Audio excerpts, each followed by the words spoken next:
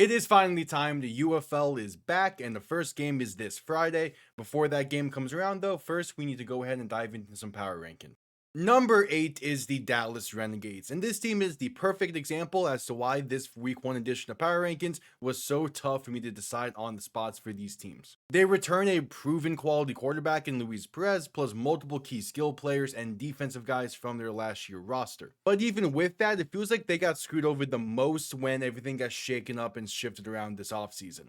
Other players stepping away and guys retiring makes this a very different feeling Dallas team than it was last year.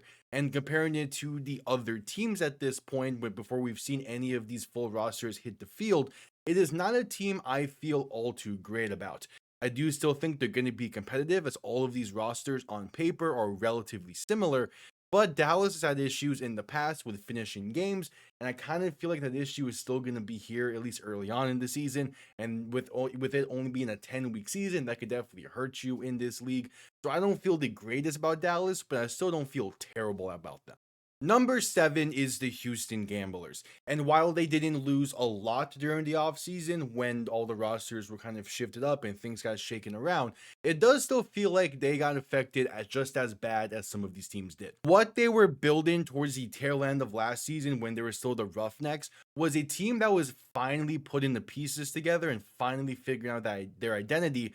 And now, due to this offseason, they're completely starting fresh, as are most of these teams, but a lot of work that Houston was building during the past 2 seasons is now all of a sudden gone. It's a roster that certainly has the potential, and they're going to be competitive this season. As again, pretty much every team is going to be competitive, it feels, in this season. But I don't feel as strongly about them as I do compared to most of the other teams in this league. I do think they have the best uniforms, though, and so they're going to look good on the field. The question is just, they're going to look good, but are they going to play good? And time will tell on that end. Number 6 is the St. Louis Battlehawks, and it feels weird putting St. Louis this low on the ranking. But of all of the teams that have been poached during the offseason, they were one of the ones that got hit the hardest. They were able to maintain a lot of the more key pieces, but a lot of their depth that they had in years past is now elsewhere, getting true opportunities in some of these other teams. Brandon Silvers was named the starter for week 1 for this team, and that is a pretty interesting move considering some of the other quarterbacks in that quarterback room. He was with St. Louis last year, so he does have a good solid idea of what the expectations are, and he has also worked with offensive coordinator AJ Smith. AJ Smith was a really respected offensive coordinator 2 years ago when he was with San Antonio. He was a big reason why that San Antonio offense led them to the XFL Conference Championship game in the UFL's first season.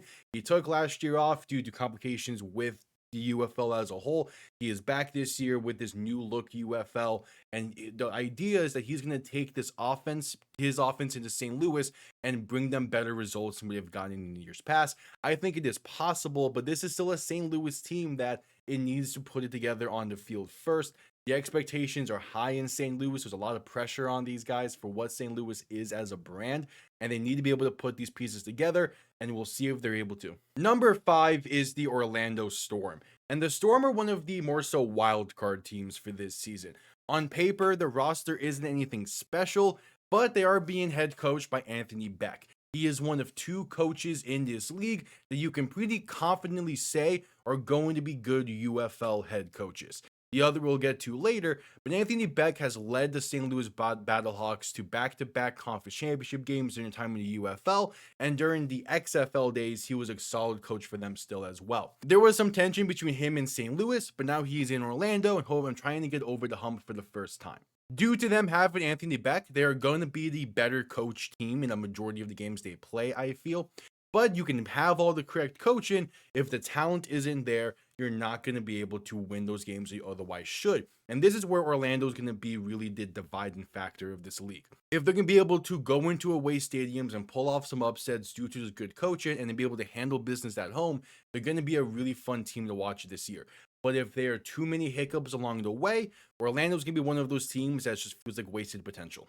Number 4 is the Birmingham Stallions. And this is a new look for the Stallions. A lot has changed in the offseason, but the expectations remain the same.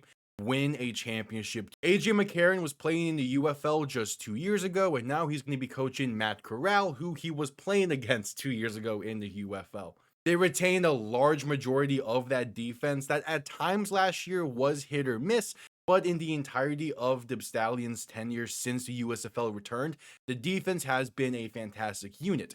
Now, with different coaches for that defense, how different and how quality is it still going to be? The Stallions feel like they have an uphill climb ahead of them. A lot of pressure on this team to get back to those winning ways. This is the first time that they're not going to be entering the season as defending champions since that initial return season with the USFL.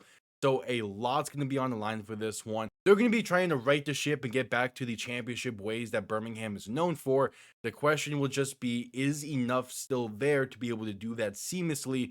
Or with AJ McCarron being a first-time head coach, is there going to be some issues along the way? Number 3 is the Columbus Aviators. They returned a lot of key pieces from that Michigan roster, which last year was in the UFL championship game. If this team is going to be held back at all this season, it will be because of coaching and coaching alone, I feel. They have talent aplenty up and down this roster, but first-time head coach Ted Ginn Jr. is going to have a lot on his plate and some pretty big shoes to fill after Mike Nolan just coached this team to a championship appearance. This is still a team that was the UFL runner-up last year, even though technically not because of weird relocation stuff. But this is still a team that I feel pretty good about, and I'm willing to give a little bit of the benefit of a doubt for because of what this roster was able to do last year and the pieces that returned from that roster.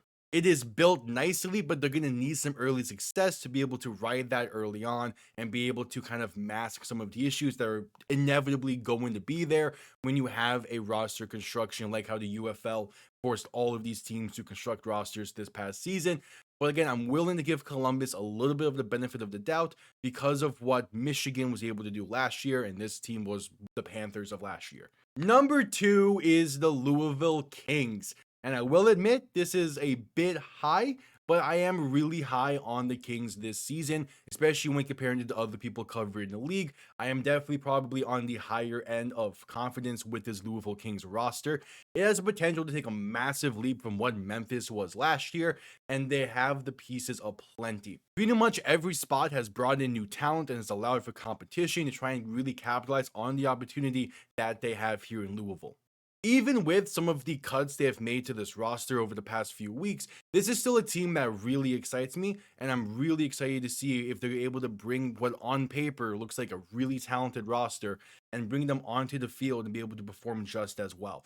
They have a very fun matchup in week 1 against Birmingham, and that is the perfect opportunity to showcase what this team can be. There's just something about the way this roster was constructed that makes me feel really good about them and makes me feel like they could easily be able to go all the distance and be competitive into the playoffs and potentially win the championship this year. And number 1, the DC Defenders. The defending champs bring back a ton of pieces that made last year's roster the champions, including bringing back reigning MVP runner-up Jordan Ta'amu to be the quarterback alongside the entire coaching staff.